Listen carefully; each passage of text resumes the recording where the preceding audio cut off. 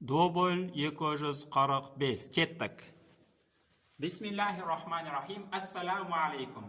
Бүгін біз мұғалім сәни деген кітапты оқып үйренеміз. Нандай кітап, немесе нандай кітап, немесе сырты басқаша болуы мүмкін, бәрібір атауы мұғалім сәни болса болды. Қалай оқимыз? Араб тілінде 28 әріп бар. Күніне бір әріптен оқып отырсақ, 28 күнде арабша оқып үйреніп кетеміз деп ойлаймын. Яғни бүгін бірінші әріпті оқып үйренеміз. Бірінші тақтаға түсіндіреміз, сосын кітаптан оқимыз. Араб тілінің ең бірінші әріпі әлиф деген әріп. Мынандай таяқ көрсеңіз, бұл әлиф деген әріп. Мынандай таяқ көрсеңіз, бұл да әлиф деген әріп. Ал мынау болса, бұл да әлиф деген әріп. Яғни әлиф.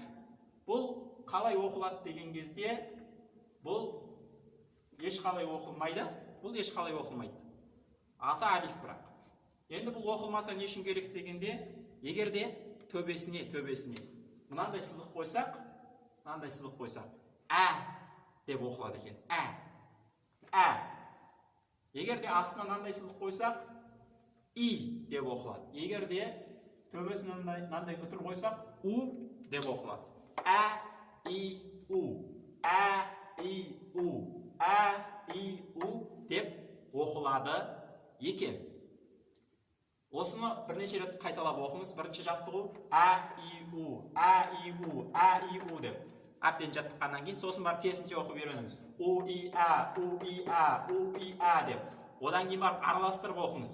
И, у, ә, и, ә, у, и, у, ә, и, у, ә деп шатасып кеткенше тез-тез оқып үйреніңіз. Одан кейін барып кітаптан оқуды көрсетейін мен. Бисмилла, кітаптан оқиық. Мына кітапты көрдім, ішінде артық сөздер көп екен. Мына кітаппен оқимыз, ескі болса да.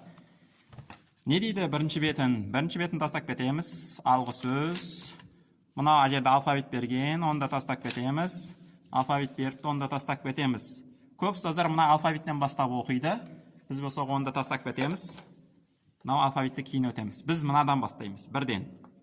Бірінші әріп, әлиф әріпі. Мына төбесінен мынандай болса не деп оқылады дедік? Ә. Мынау ә деп оқылады. Мынау и, мынау у.